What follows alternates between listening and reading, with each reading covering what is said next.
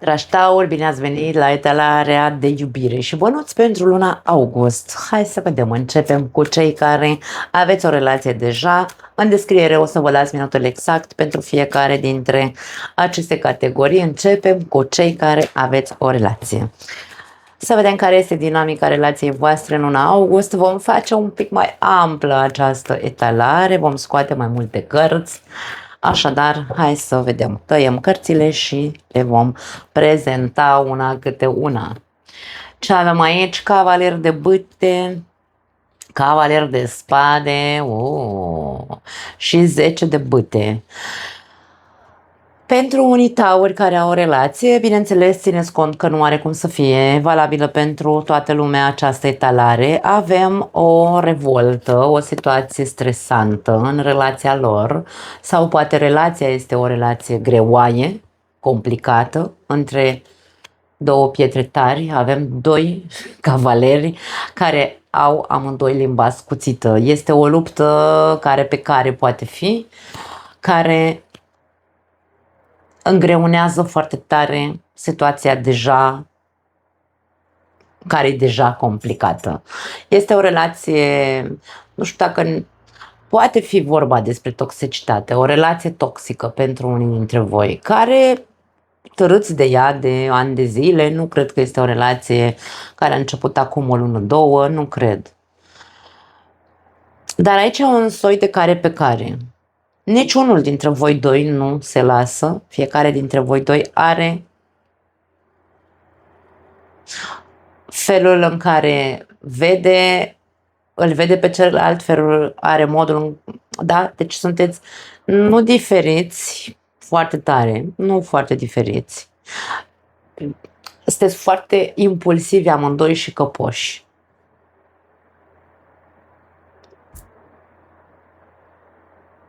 Acțiunile voastre sunt pe alocuri egoiste. Unul este mai egoist, iar celălalt este foarte agitat, așa zici că are ADHD, da? Nu te înțelegi cu el, e țepos sau înțepător, are limba ascuțită. Cred că vă faceți foarte mult rău unul celuilalt și luna august pare că nu este diferită de ce era în trecut. Avem un paș de cupe, poate aveți și copii împreună sau aici doar visăm, sau cel puțin unul dintre voi visează la o relație fericită, liniștită, nu știu, cu armonie. Unul e visător, are speranță, nu știu de unde, și mai avem un cavaler aici. Mai are speranță, unul dintre cei doi mai are speranță că o să se pună pe picioare cândva sau poate, sau lasă că acum e greu, e o perioadă complicată, suntem amândoi stresați, suntem amândoi pe a face lucruri și totuși avem aici, da, aceasta este imaginea celui care, aici avem un porcușor, visează cai vers pe pereți. Da? De-aia se spune că pare că e unul dintre voi, este cel care are speranță că totul o să fie bine, lasă că o să reușim să ne punem pe picioare. Nu știu ce să zic. Avem leul aici. Nu știu dacă aveți o relație cu un leu sau dacă sunteți aici cu foarte mult patos. Da? Mai avem un paș de monede și avem Marea Preoteasă. Aici e o chestiune de cine, nu cred că e vorba despre șantajare, dar aici e vorba despre, ok, cine bagă copiii la mijloc sau cine controlează această relație sau îl controlează pe celălalt băgând copilul la mijloc sau copiii. Ca și cum aș spune că cel care visează visează sau are speranțe că totuși o să intre mințile în cap celuilalt, încearcă să îl domine și să-l controleze pe celălalt prin copii. Nu amenințând, că nu văd amenințare. Bine, cartea forța poate fi și amenințare, da? Avem figura părintelui aici, într-un fel sau altul. Marea Preoteasă este reprezentanta figurii părintești, da? Nu contează femeie-bărbat. Aici ideea este că șantajul, între ghilimele, despre care vorbeam, dominarea sau manipularea celuilalt prin copii, nu știu dacă e cea mai înțeleaptă modalitate de a târî de această relație, pentru că e o târășenie sau târăsc de relația asta. Ăsta fuge de mine, da? Și eu încerc să-l prind din urmă și târând de relație de ani de zile sau nu știu. De-aia spun, e o relație toxică, dragii mei. Unii dintre voi nu vreți să recunoașteți pentru că voi aveți speranța și visarea, la capătul cărților avem, uite, 7 de cupe, aveți speranța că totul o să fie bine, dar sunt doar iluzii, sunt doar povești și speranțe de astea pe care le avem noi când suntem copii, da? Asta este senzația, asta e energia. Aici vorbim despre două persoane cu o anumită vârstă. Nu cred că este vorba despre persoane tinere în această etalare. Vorbim de persoane peste 40 de ani, cu un orgoliu, fiecare dintre voi aveți orgoliul vostru, ceea ce nu este rău, dar dacă orgoliul e mereu, eu mereu am spus, ego-ul și orgoliul și încăpățânarea nu are ce să caute când vorbim despre iubire. Nu are ce să caute. Nu. Aici ori rezolvăm, facem pe dracu un 4 să rezolvăm, luptăm, pentru că ăștia sunt luptători, amândoi. Nu luptăm între noi să ne rupem capurile, ci luptăm pentru relație. Dar nu luptăm ca să o îngreunăm mai mult, adică să ne reproșăm, să ne scoatem ochii, să țipăm, să le aruncăm cu foc, cu tigăi și cu de toate în capul nostru, ci pur și simplu luptăm să rezolvăm problemele pe care le avem, dacă tot există această visare a unuia cel puțin. Dar atenție mare, pentru că dacă e vorba despre o ambiție în care lasă că o să fie bine, e doar o perioadă complicată acum, lasă că o să-i vină mintea la cap, lasă că îl spun lui măsa sau o spun lui măsa că face prostii, habar n-am, nu știu. Deci aici e vorba despre a-l șantaja, cum am zis, pe celălalt cu copiii sau cu că îi spune lui măta și te pune măta la punct. E o iluzie, dragii mei, indiferent cât de mult credeți voi că veți rezolva, nu pare să se rezolve. De-aia, ultima carte fiind Marea Preoteasă, aici cere cumva, nu știu, cere să vezi ce ai de învățat. Marea Preoteasă întotdeauna vine cu o lecție, are cartea în mână ea, da? Așa că, ce crezi tu că ar trebui să înveți? Cum ar trebui să-ți scoți acest adult din interiorul tău și să nu te mai îmbeți cu apă rece că va fi bine cândva. Atenție că poate nu e neapărat vorba despre o relație toxică per se. Pentru unii dintre voi da, dar pentru alții dintre voi este doar o relație cu o persoană care nu și-a rezolvat niște probleme din trecut, fie că sunt probleme cu o fostă relație, cu copii, dacă are copii din altă căsnicie. Poate fi vorba despre o încurcătură de genul ăsta, care se tot spune, lasă că rezolv și niciodată nu găsește timp să rezolve situația și te duce cumva cu vorba, și de aia spun că aici e vorba despre multe iluzii. Încercați să, nu știu, alegeți mesajele, vedeți cu care rezonați, dacă rezonează ceva cu ceea ce voi trăiți, nu pot să spun altceva. Hai să vedem cei singuri. Taurii singuri.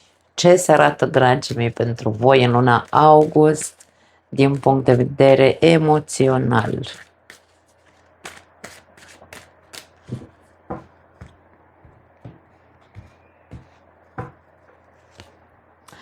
Șapte de monede, ok. 9 de cupe și As de monede. Pentru cei care ați avut răbdare cu voi, cei care ați încercat să aflați ceea ce vă doriți de la pe plan sentimental, mă refer, de la un posibil partener, aici pare că această răbdare a dat sau va da roade. Va da roade în luna august. Vedem un as de monede, un nou început cu seriozitate, stabilitate, structură, da? Vedem ceva nou care începe în viața ta. Poate fi vorba despre o relație sau poate fi vorba despre apariția unei persoane în această perioadă, persoană așteptată de ceva vreme, ca și cum am tot stat, am avut răbdare și uite că acum se mișcă lucrurile pentru tauri, da? Pentru taurii singuri. Avem cartea forței, 4 de bâte și 4, un alt 4 înseamnă stabilitate și 4 de cupe. Acum, dragii mei, atenție mare, aș spune să vă analizați un pic ego-ul. În ce sens ego? Că de câte ori spun ego, multe persoane intră în defensivă și încep, iar a început asta cu psihologia ei. Nu, stați așa, ego-ul nostru înseamnă puterea, voința din noi, din interiorul nostru. Dar în momentul în care el ne acaparează, nu facem altceva decât cumva să dăm cu bâta în baltă. Eu când spun cuvântul ego, nu spun ego ca să sune a ceva urât. Pentru mine ego-ul este parte integrală din personalitatea noastră, fiecare dintre noi îl avem, că e mai slab, că e mai tare din parcare, aia e treaba noastră, fiecare dintre noi știm. Dar aici e vorba despre, ok, a structura această parte puternică, acea putere interioară pe care o ai, este de analizat, pentru că de multe ori părem foarte dominanți, părem controlatori. Această carte e o carte de control și de dominare. Această femeie domină un animal sălbatic. Da? Așadar, vorbim despre analizează-ți această structură interioară foarte dominantă și controlatoare. Taurul ne place sau nu? Nu mai știu dacă la Taur pe TikTok am primit un da, un soi de comentariu critic ca și cum nu știu, ceva legal. Cred că era la Taur, nu sunt sigură, dar Taurul este la fel ca și berbecul un animal teritorial, da? Îi place să dețină controlul, este posesiv și de aia spun încercați să vă autocontrolați voi această parte, pentru că ceea ce se arată este foarte pozitiv, dar e posibil să te desumfli sau să se desumfle cealaltă persoană, pentru că aici vedem o energie cumva de desumflare, de nu-mi place, ce văd nu-mi place și poate că cealaltă persoană vede în tine această nevoie de control și de dominare și e posibil să ai de pierdut, îmi vine să spun, da? Avem un 8 de bâte, as de cupe, wow, 2 ași aici și pajul de bâte. Dragii mei, sunt convinsă că ceva nou începe în viața voastră. Avem regina de monede la capătul cărților. Energia ta ar trebui să fie una împământată, cu capul bine mobilat, cum îmi place mie să spun, stăpână pe ea însăși, să fii serioasă ca persoană, să fii realistă și ce apare în viața ta în această perioadă, ia-o ca atare. Nu încerca să controlezi persoana, să-i controlezi, să o controlezi, să o corectezi, da? Atenție aici și este vorba despre a analiza. Analizează ce din ego îți iese din gură. Că putem să spunem multe, atât ca păreri despre iubire în general, putem spune multe despre noi, putem să spunem multe despre cealaltă persoană, putem să spunem multe. Atenție mare la ceea ce spuni, pui așa din ego. Controlează-ți partea asta de comunicare, aș spune, ține-o sub control. Insist, e posibil unii dintre voi să vă cunoașteți ori pe rețelele de socializare, ori prin, nu știu, intermediul vreunei plataforme din astea de date-uri, nu știu, sau pur și simplu este cineva de la distanță care trăiește într-o altă țară, nu neapărat aș spune că e vorba de o altă religie, dar vorbim despre cineva care stă în altă țară și care, bineînțeles că aici vorbiți prin mesaj în această perioadă. Deocamdată nu aș spune că este ceva fizic, adică să vă cunoașteți fizic. Poate fi doar o tatonare, ultimul mesaj este pajul de bâte, poate fi doar o tatonare, o schimbare de, nu știu, de cuvinte, dar comunicare destul de abundentă, aș spune. În 90%, într-un procent de 90%, această etalare este foarte pozitivă. Avem două avertizări, să spunem așa, de a fi foarte atent, da?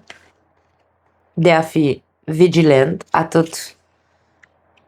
Nu aș spune cu cealaltă persoană, atenție, ci cu comportamentul, nu comportamentul în sine, ci cu modul în care vorbești, modul în care te exprimi și ce spui, ce iese din tine. Acolo ai nevoie de autocontrol. De multe ori, știți cum e să ziceam bătrâni că gura bate curul. Da, e o expresie pe care eu o cunosc de la bunica mea. De multe ori avem de pierdut din cauza gurii.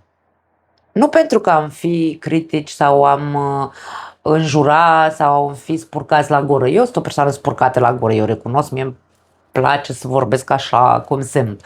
Dar nu e despre asta aici. Este despre acea mândrie pe care cu toții o scoatem la suprafață, în care ajungem să ne lăudăm de foarte multe ori cum suntem noi sau ce nașpa să el alții sau nu știu, habar n-am. Poate fi o chestie de imagine care ne poate strica frumusețea a ceea ce poate veni către noi. Vorbim de un nou început din punct de vedere emoțional și care poate aduce ceva stabil. Dar aici condiția este asta, analizează-te ce scoți pe gură, nu pot să spun altceva. Poate că trebuie să înveți să fii să comunici lucrurile altfel. Altfel poate să fie și cu mai multă blândețe, pentru că de multe ori cartea Forța ne arată un soi de duritate, da? Adică ne face să fim așa mai, nu știu, în românește, pardon, în spaniolă avem cuvântul burdo, mai din topor, s-ar traduce cumva, da? Încercați să găsiți o certă eleganță. Cartea Forței este imaginea leului, care leul reprezintă sau este reprezentantul regalității, a eleganței, a luxului. Poate vă ajută cu ceva aceste amănunte. Bun, hai să vedem bănuții. Ce se arată din punct de vedere financiar pentru tauri în luna august?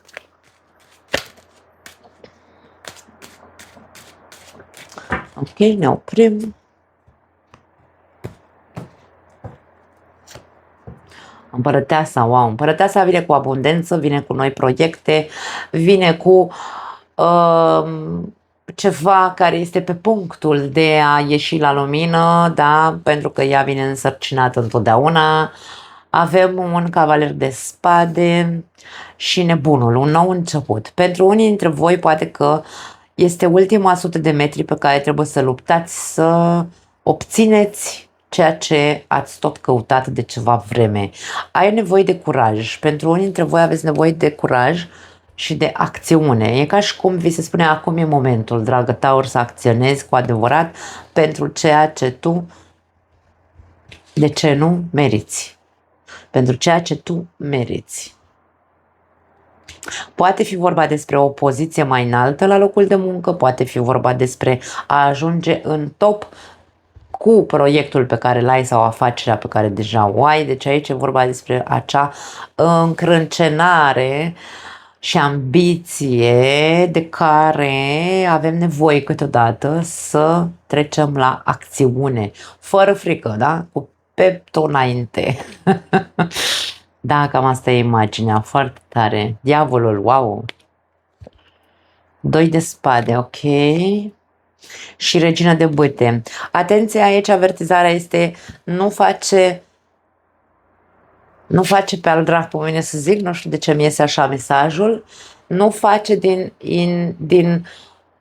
din nou, nu face din orgoliu, nu face din încăpățânare, nu face din las că știu eu ce am de făcut, nu face din încrâncenare și nervi și patos și ură sau, nu știu, acea frustrare de băga mea și piciorul, da? Nu, nu, nu, nu, nu. Aici e vorba despre eleganță, aici e vorba despre nu mă cobor la nivelul, nu știu, urâtului, eu rămân aici, eu lupt cu capul sus, nu lupt. Pentru că e posibil să găsești un refuz, e posibil să nu ajungi unde vrei dacă acțiunile tale sunt pur și simplu instinctive. Vorbim de instinctul primar cu diavolul, da? Ține-l în frâu. Din nou avem aceeași imagine de eleganță și în regina de bâte. În momentul în care noi știm cine suntem, cât suntem de buni, cât de multă seriozitate, stabilitate dăm dovadă la locul de muncă, de exemplu, sau seriozitate în în proiectul sau în afacerea pe care o am. Lupt să-mi păstrez poziția sau să urc în rang, dar lupt cu capul sus pentru că eu știu cine sunt, știu ce merit, nu lupt ca nebunul, da? Nu mă arunc ca nebunul cu capul înainte să tai capete și să-i distrug. Diavolul poate fi distrugere, da? Să-i distrug pe toți, să calc pe cadavre ca să ajung în vârf. Nu e despre asta. Nu este un aspect tipic taurin. Taurul nu face în general prostii de genul ăsta, dar niciun taur nu e ca celălalt. Așadar aici poate fi vorba despre mă bag singur în probleme dacă nu știu să mă să-mi frânez instinctul primar, da? 8 de spade, atenție, 8 de spade poate fi, diavolul poate fi imaginea ilegalității, mare atenție. Da, așezasem cărțile greșit. 8 de spade poate fi cartea pușcăriei. Aici avem un as de bâte și un 7 de cupe. 4 de monede, ok, la capătul cărților. Dragii mei, pentru unii dintre voi am impresia că într-adevăr există ceva stabil în viața voastră, fie că e un proiect, un job, nu contează. Ideea este că tu îți dorești mai mult, tu îți dorești altceva. Vei ieși la atac în această lună, da, este ok să acționezi, nu zic că nu, pe ceea ce tu știi că meriți. Însă nu te lăsa tentat, da? Nu te lăsa tentat să acționezi sub forma acelei, nu știu, acelui impuls, pentru că cel care va avea de pierdut sau vei fi între ciocan și nicovală sau va fi șahmat, va fi pentru tine. Un nou început sau o acțiune, da? O acțiune nouă ai nevoie, pentru că există alte opțiuni, alte maniere de a face lucrurile, de a acționa. Însă, pentru că aici, ca și cum se spune, nu orice acțiune este sănătoasă. Da. Nu orice tip de acțiune este sănătoasă. Faptul că am zis pușcărie mai devreme poate avea legătură cu anumite mișmașuri. Diavolul, când apare, ne poate vorbi despre mișmașuri. Pe una dintre diagonale avem această combinație. Dacă acum mă simt capabil, da, pentru că am impulsul ăsta, mă simt capabil să acționez și o fac recurgând la măgării, pot ajunge să fac vreo ilegalitate și, bineînțeles, să fiu luat în vizor. Nu neapărat să mă ducă la pușcărie, dar aici vorba despre să fiu luat în vizor de autorități. Împărăteasa poate fi figură de autoritate, regina de bâte, poate fi figură de autoritate, ori de autoritățile legale, da, gen poliție, nu știu, ce mai ăștia cu garda financiară, habar n-am, sau șeful, da, să mă ia șeful în vizor și să-mi fie mai rău decât înainte. Singurul lucru care aș spune ca sfat aici, se cere cumpătare, îmi vine să spun, stai șezi blând, stai acolo unde ești și mai repede calculează-ți, imaginează-ți, poate fi cartea imaginației aici, imaginează-ți toate opțiunile sau toate rezultatele acțiunilor tale, pentru că unele acțiuni pe care le facem pot duce la dezastre, altele pot duce la lucruri mai cărmăr. O singură acțiune este viabilă pentru tine. Cartea Șaptelui de Cupe este o carte care ne arată aceste cupe pline cu de toate. Unele sunt pline cu, una e plină cu, nu știu, multe gablonțuri, printre care e ca și cum una singură are coroana. Într-una e un șarpe, într-una e un dragon, într-una este un de-ăsta, cum se zice, un clopoțel, într-una este capul unei statui, într-una e bijuterii, deci aici sunt ca și cum caivers pe pereți, cum zic eu. Una singură este cea corectă, da? Nu știm care este opțiunea sau acțiunea cea mai sănătoasă. Fiecare dintre noi trebuie să știm. Această carte ne arată capul în nori. Toate aceste lucruri se află undeva în nori. Picioarele acestei persoane nu se văd, ceea ce ne poate face să interpretăm că picioarele trebuie să fie pe pământ. Chiar dacă capul este în nori, noi trebuie să fim cu picioarele pe pământ și să evaluăm toate variantele în capul nostru. Să vedem care este reală și care este ireală sau care este acțiunea cea mai bună pentru noi. În același timp, Șapte de Cupe este o carte de alegeri. Dacă ești confuz, este o carte de confuzie. Dacă ești confuz că este bine să acționezi acum, nu te lăsa tentat de impulsul care va ieși din tine să acționezi acum. Ține-te în frâu și nu face nicio alegere în această lună, cel puțin. Nu faci alegerea să acționezi, să zici rup capurile la toți, nu faci alegerea să-ți lași locul de muncă, nu faci alegerea să-ți ataci superiorii, de ce nu? Nu faci alegerea să ataci colegii de muncă sau să calci pe cadavre, nu e tipic taurin. Taurul este așa, el este în zona de confort, el este calculat, nu, tentația poziției poate fi foarte mare. Poți ajunge, este o perioadă benefică în care tu să poți lupta, într-adevăr, cum am zis la început, pentru poziția ta, da, dar nu cu bună știință în a face rău. De-aia spun, pentru că imaginea diavolului aici, cu 2 de spade, cu 8 de spade, mi-arată faptul că nu va fi benefic pentru tine, nu pot să spun altceva. Imaginea taurului este ăsta, aici înrădăcinat, așezat, care spune nu am de ce să plec de aici, nu am de ce să mă grăbesc, nu am de ce să iau nicio decizie. Asta este energia taurină. Asta nu este energia taurină. Asta este energia taurină. Da? Nu știu cine, e posibil, atenție mare, să nu cumva să vă lăsați voi ațățați. Să vă lăsați ațățați de altcineva. Nu știu cine poate să fie, poate să fie oricine. În legătură cu banii. E cineva care te provoacă. N-ai curaj să faci, nu știu, investiția asta. N-ai curaj să... Bine, e o tâmpenie ce am zis. N-ai curaj să... cineva te ațâță, pleacă de la locul de muncă, nu vezi că nu ești bine, nu știu, habar n-am, ceva, sau atacă-i tu, nu mai tăcea zile, nu știu ce, nu. Șezi blând, dragă Taur, în această lună nu face nimic, cum vine să spun. Stai cu minte.